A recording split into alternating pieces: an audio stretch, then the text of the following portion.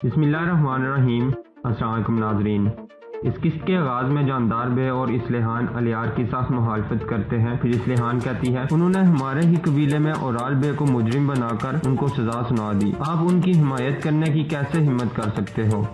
الیار کہتا ہے میں ان کی موت کی سزا کی حمایت نہیں کر رہا بلکہ میں ایک قاتل کی سزا کی حمایت کر رہا ہوں۔ اسلحان ہم عزت دار زندگی تبھی گزار سکتے ہیں جب ہر ایک کو انصاف کے کٹہرے میں لایا جائے۔ سردار جاندار کہتا ہے آپ عزت سے کہاں رہو گے جب آپ کا قبیلہ ہی نہیں رہے گا، پہاڑوں میں رہ کر اس خواب کو پورا نہیں کر سکتے۔ اور پھر کہتا ہے میرے 2 بیٹے ہیں، میں سوچ رہا تھا کہ وہ اپنے قبیلے اور اپنی روایات کے ساتھ وفادار ہیں، اور اب دیکھ رہا ہوں کہ آپ ہمیں توڑنے کی کوشش کر رہے ہو۔ آپ نے مجھے بہت مایوس اور بہت پریشان کیا ہے الیار، آپ کیسے ارطغرل کا ساتھ دے سکتے ہو؟ الیار کہتا ہے بابا، ایک ایسا مرد جو بچوں کو مارنے اور عورتوں کو تکلیف دینے سے پہلے ایک مرتبہ بھی نہیں سوچتا، اپنی بھلائی کے لیے ہر طرح کا فتنہ پھیلائے، کیا آپ ایسے شخص کو ایک اچھا بیٹا سمجھتے ہو؟ میں نے تعلیم حاصل کی ہے، تاہم ان کتابوں میں سے کسی نے بھی مجھے ظالم کے ساتھ کھڑا ہونے کی تعلیم نہیں دی، اور اس تعلیم نے مجھے اس قابل بنایا ہے میں اس شخص کا ساتھ بالکل نہیں دے سکتا جو اپنے فائدے کے لیے دوسروں پر ظلم کرے۔ میں نے اپنی زندگی اللہ کے لیے وقف کر دی ہے۔ پھر الیار کہتا ہے بابا، کاش آپ وہ سارا سچ جان سکیں جو میں جانتا ہوں، آپ کو اقتدار سے اندھا کر دیا گیا ہے۔ میں سچائی کو پوری وضاحت کے ساتھ دیکھ چکا ہوں، اور اگر میں اس سب کے باوجود اپنی خاموشی اختیار کرتا ہوں تو میں خود شیطان بن جاؤں گا۔ پھر اسلحان کہتی ہے ہم میں سے کون بے گناہ ہے؟ بے انصافی نے ہمیں گھیر لیا ہے اور آپ شاید ظالم کے ساتھ کھڑے ہو۔ آپ یہ کیوں نہیں سوچتے کہ جب ایک قبیلہ ٹوٹ جاتا ہے تو معصوم لوگوں کا کیا ہوتا ہے؟ الیار کہتا ہے وہ رحمان اور رحیم اللہ موجود ہے جو معصوموں کی حفاظت کرتا ہے۔ اسلحان اور وہی خالق ہے جو اپنی مخلوق کا ساتھ نہیں چھوڑتا اور اپنی مخلوق کی حفاظت کے لیے ہم میں سے ہی کسی ایک کو چنتا ہے۔ پھر سردار جاندار کہتا ہے کہ جاندار قبیلے کے سردار کے طور پر مجھے کبھی نہیں بتایا گیا کہ کسی کے ذریعے کیا کرنا ہے، اور نہ ہی میرا کوئی اس سے مطلب ہے۔ پھر الیار کہتا ہے بابا، ہم سب پر خدا کی حکمرانی ہے، ہم صرف اس کی سلطنت کو جانتے ہیں، اپنے قبیلے کی سرداری پر غرور مت کریں بابا، اور یہ مت بھولیں کہ وہ ایک چھوٹا سا مچھر تھا جس نے فرعون کو ہلاک کر ڈالا تھا۔ پھر الیار اسلحان کو اپنی طرف مخاطب کر کے کہتا ہے آپ بھی یہ جان لو بہن، جب آپ کی شادی امیر سعادتین کے ساتھ ہوگی تو اپنے آپ کو خراب نہ ہونے دینا تاکہ آپ کا نام تاریخ میں کسی ظالم سلجوق سلطان کے ساتھ نہ لکھا جائے۔ یہ کہہ کر الیار وہاں سے چلا جاتا ہے۔ دوسری طرف جاندار قبیلے کے قید خانے میں ترگت الپ اورال سے کہتا ہے اب وقت آ گیا ہے کہ تمہارے کیے کا تم سے حساب لیا جائے، میں تمہیں پہلے ہی سزا دے چکا ہوتا لیکن تم دعائیں دو ارطغرل بے کو۔ پھر اورال کہتا ہے تم نے ابھی تک میری اصل طاقت نہیں دیکھی، تم کیا سمجھتے ہو کہ مجھے یہاں باندھ کر تم نے سب کچھ صحیح کر لیا ہے؟ یہ سن کر ترگت الپ مسکراتے ہوئے کہتا ہے ایک کتا جب اپنی موت کے قریب پہنچتا ہے تو وہ بہت شدت سے تڑپتا ہے اور بونکتا ہے، تمہاری حالت بھی اب اسی کتے کی طرح ہے تو تم اب بونکتے رہو۔ پھر اورال اسے کہتا ہے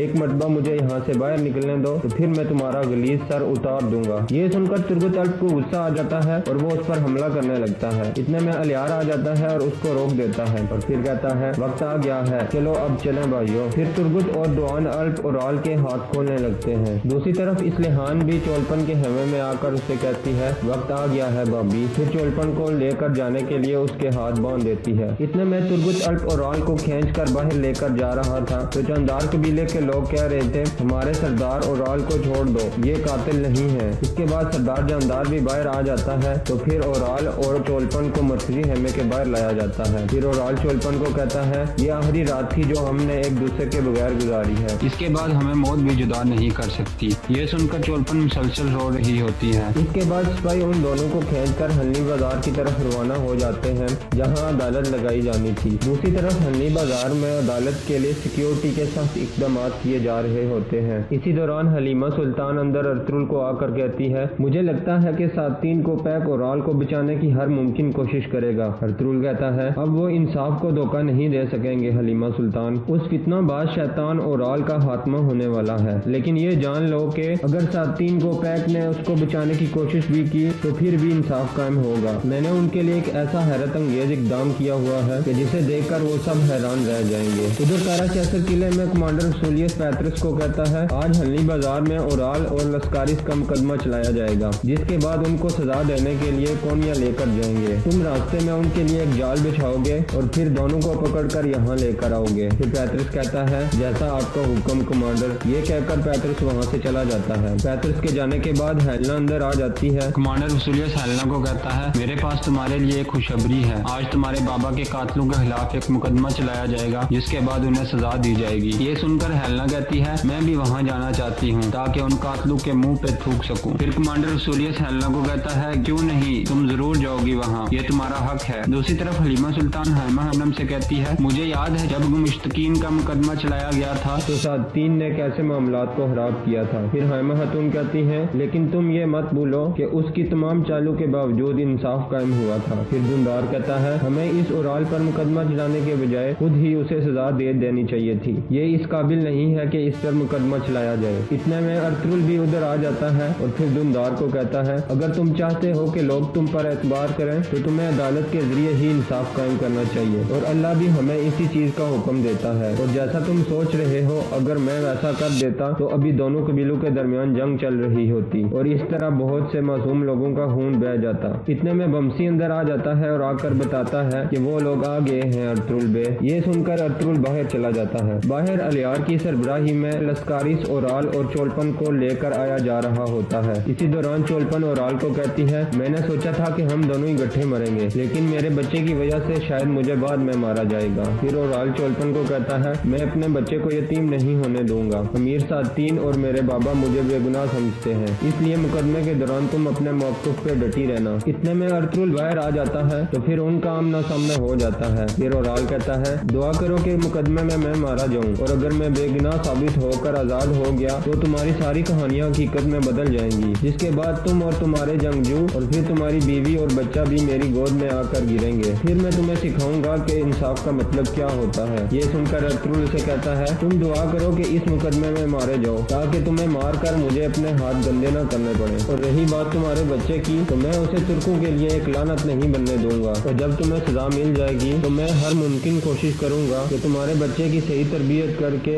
एक इज्जतदार जंगजू बनाया जाए। जिसको सुनने के बाद ओराल सख्त गुस्से में आ जाता है। फिर तुर्गुत उसे खींचकर अंदर की तरफ ले जाता है। इतने में सादतीन गोपैक भी वहाँ आ जाता है और आकर अर्तुगरुल को कहता है, मुझे आपको दाद देनी पड़ेगी। आपने यहाँ सिक्योरिटी के बहुत अच्छे इक़दाम किए हुए हैं, अब तो यहाँ शैतान भी खुद दाखिल नहीं हो सकेगा। फिर अर्तुगरुल कहता है, अल्लाह हमें अंदर के शैतान के शर से महफूज रखे। ये सुनकर सादतीन मुस्कुराने लगता है और फिर अंदर चला जाता है। थोड़ी देर बाद जानदार और इस्लेहान भी वहाँ आ जाते हैं और फिर आकर जानदार बे कहता है, मैं उस दिन पर लानत भेजता हूँ जिस दिन तुम इन जमीनों पर आए थे अर्तुगरुल बे। तुम्हारे फितनों की वजह से हमारे कबीले का सुकून तबाह हो गया है। तुमने हमारी इज्जत को दागदार कर दिया है। इस मुकदमे का फैसला चाहे जो भी हो, लेकिन तुम ये जान लो कि अब से तुम मेरे सबसे बड़े दुश्मन हो, हत्ता के काफिरों से भी बढ़कर हो तुम मेरे लिए। फिर अर्तुगरुल कहता है, मैं दुआ करता हूँ कि अल्लाह करे आपका कबीला इंसाफ पर कायम हो, ताकि फिर अगर मैं भी कोई गलत काम करूँ तो मुझे आप सजा दे सको। ये सुनकर इस्लेहान कहती है, मेरा भाई कातिल नहीं है, आपने हमें बहुत ज्यादा दुख पहुँचाया है अर्तुगरुल बे। मैं दुआ करती हूँ कि जल्द ही अल्लाह आपसे इसका हिसाब ले। ये कहकर फिर वो दोनों अंदर की तरफ चल पड़ते हैं, जिसके बाद अर्तुगरुल भी अंदर की तरफ रवाना हो जाता है। थोड़ी ही देर में 3 घोड़सवार आदमी हल्ली बाजार में दाखिल हो जाते हैं। अंदर सब लोग अपनी अपनी जगह पर बैठ जाते हैं। इसी दौरान हेलेना और कमांडर वसूलियस भी आ जाते हैं, जिसके बाद उनको भी एक जगह पर बिठाया जाता है। थोड़ी ही देर बाद अमीर सादतीन भी उधर हाजिर हो जाता है। फिर सब लोग खड़े होकर उसका इस्तकबाल करते हैं। फिर वो सामने खड़ा होकर सबको बैठने को कहता है और सबसे मुखातिब होकर कहता है, आज हम जिस फैसले के लिए इकट्ठे हुए हैं वो न सिर्फ 2 कबीलों के दरमियान है बल्कि 2 रियासतों के दरमियान भी है। इसी वजह से मैंने गवर्नर की बेटी हेलेना और कारा जैसर किले के अजीम कमांडर वसूलियस को भी दावत दी थी। इंशाअल्लाह ये मुकदमा दोनों कबीलों और दोनों रियासतों के दरमियान दुश्मनी को खत्म कर देगा। ये कहकर वो नीचे बैठ जाता है, जिसके बाद एक सिपाही आकर उसे काजी वाली टोपी दे देता है। लेकिन एन उसी वक्त 3 आदमी उस अदालत में दाखिल हो जाते हैं, जिसके बाद अमीर सादतीन कहता है, कौन है आप लोग? फिर उनमें से एक आदमी कहता है, सुल्तान अलाउद्दीन के हुक्म पर मुझे इस अदालत का काजी लगाया गया है। ये सुनकर अदालत में मौजूद सारे लोग हैरान रह जाते हैं, लेकिन अर्तुगरुल हकीम आर्तुग की तरफ देखकर मुस्कुराने लगता है। फिर काजी सादतीन गोपैक के पास आकर उसे हुक्मनामा देता है। सादतीन हुक्मनामा खोल कर पढ़ने लगता है और उसके बाद कहता है, मैं सुल्तान के फैसले की इज्जत करता हूँ और मेरे लिए ये शख्स की बात होगी कि ये जिम्मेदारी मैं आपको सौंप दूँ। फिर वो टोपी काजी को दे देता है और वो अपनी टोपी पहनकर साइड पर बैठ जाता है। इसके बाद काजी के आसपास 2 2 आदमी बैठ जाते हैं जो उसके साथ आए थे। इतने में तुर्गुत अल्प लस्कारिस को लेकर उधर हाजिर हो जाता है, जिसको देखकर हेलेना गुस्से में आ जाती है और चिल्लाते हुए कहती है, कातिल लानत हो तुम पर। इसके बाद लस्कारिस को ओराल और चोलपन के साथ बिठा दिया जाता है। फिर मुकदमा शुरू हो जाता है। सबसे पहले अर्तुगरुल कहता है, काजी साहब, सबूत के तौर पर मैं ये तीर और कमान पेश करना चाहता हूँ जो लस्कारिस के सामान से मुझे अलियार बे की मौजूदगी में मिले थे। फिर एक सिपाही आता है और वो तीर और कमान उठाकर काजी के सामने रख देता है। जिसके बाद अर्तुगरुल कहता है, गवर्नर पे जो तीर चलाया गया था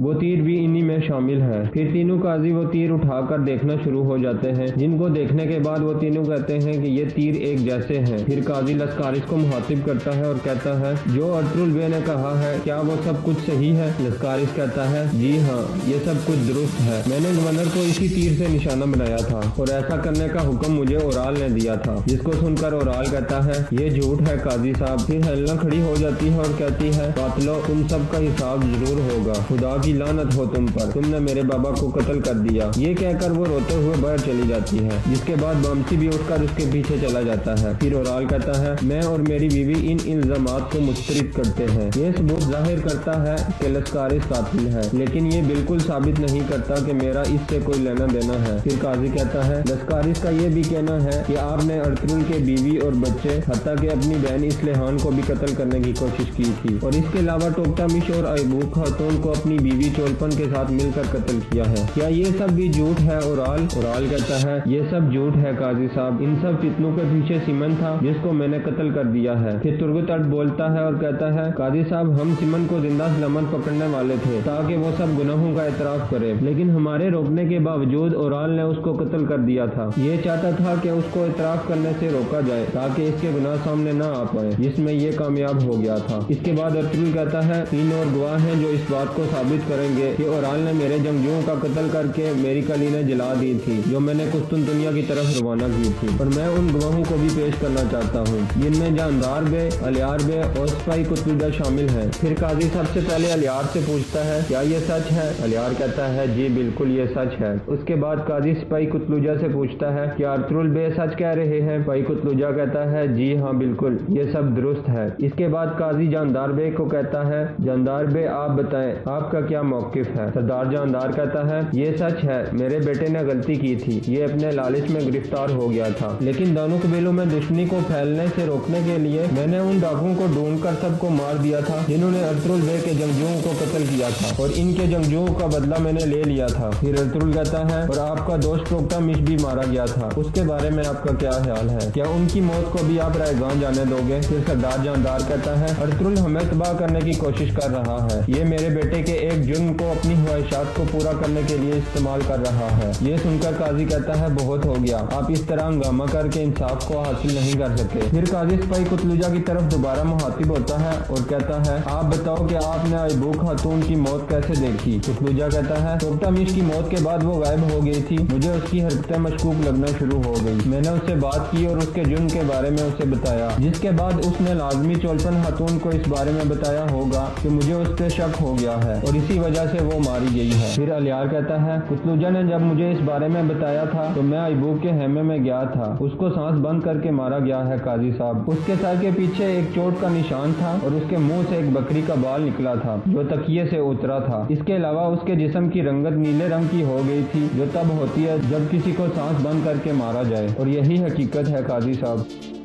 और यहाँ इस किस्त का इख्तिताम हो जाता है।